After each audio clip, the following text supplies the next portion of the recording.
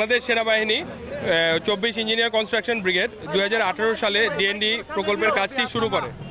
2024 সালে জুন মাসে যথাসময়ে কাজটি সম্পন্ন করা হয় এবং কাজটি সম্পন্ন হওয়ার ফলে এর সুবিধা অলরেডি এই ডিএনডি এলাকার মানুষজন ভোগ করতে শুরু করেছে, যার প্রেক্ষিতে আমাদের এই খাল বা এই প্রজেক্টের ডিজাইন অনুযায়ী 48 ঘন্টার মধ্যে বৃষ্টি পরবর্তী 48 ঘন্টার মধ্যে পানি নিষ্কাশনের কথা থাকলেও গত 2 বছর 12 ঘন্টার মধ্যেই আমরা অধিকাংশ এলাকার পানি নিষ্কাশন করতে সক্ষম হয়েছি এবং কিছু কিছু এলাকায় কিছু অল্প সময়ের জন্য জলাবদ্ধতা দেখা দিলেও যার অন্যতম প্রধান কারণ ছিল ময়লা আবর্জনা দ্বারা খালগুলো পরিপূর্ণ হয়ে যাওয়া। আমরা সেসব এলাকায় 24 ঘন্টার মধ্যে পানি নিষ্কাশন করতে সক্ষম হয়েছি।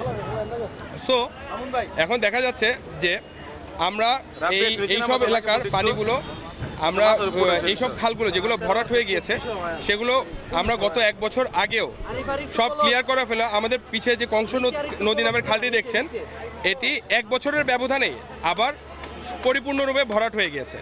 সো এরকম আরও অনেক খাল আছে আমাদের ডিএনডি এলাকায় যেগুলো 1 বছরের মধ্যেই পরিপূর্ণভাবে ভরাট হয়ে গেছে।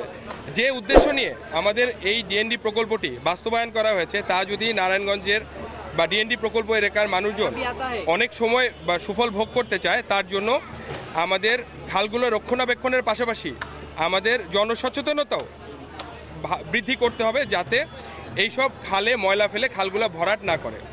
আর ডিএনডি প্রকল্পের বাইরে কিছু এলাকা আছে নারায়ণগঞ্জ জেলারই অন্তর্ভুক্ত, লাইক লালপুর, ইজদাইর, গাবতলী, যেসব এলাকা নিচু হওয়ার কারণে এখনও সেসব এলাকায় কিছু কিছু অংশে জলাবদ্ধতা দেখা যায়, বাট এগুলো আমাদের সেনাবাহিনী কর্তৃক গৃহীত ডিএনডি প্রকল্পের আওতাভুক্ত নয়। আমাদের অলরেডি প্রকল্প শেষ হয়ে গিয়েছে। আমরা এই জুনের 30 তারিখে প্রকল্পটি হস্তান্তর করে দেব ওয়াটার ডেভেলপমেন্ট বোর্ডের কাছে এবং ওয়াটার ডেভেলপমেন্ট বোর্ড পরবর্তীতে এটা খুব সম্ভবত সিটি কর্পোরেশনের কাছে হ্যান্ডওভার করবে। Thank you.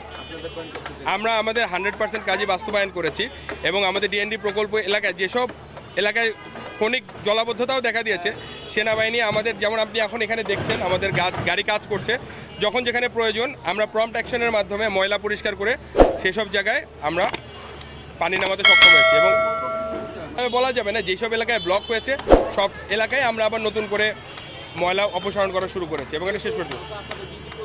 আমাদের আসলে স্থায়ী সমাধান বলতে আমরা তো উচ্ছেদ করে দিয়েছি, পরবর্তীতে এটা যাদের কাছে দায়িত্ব পড়বে তারাই এটা করতে হবে। Thank you.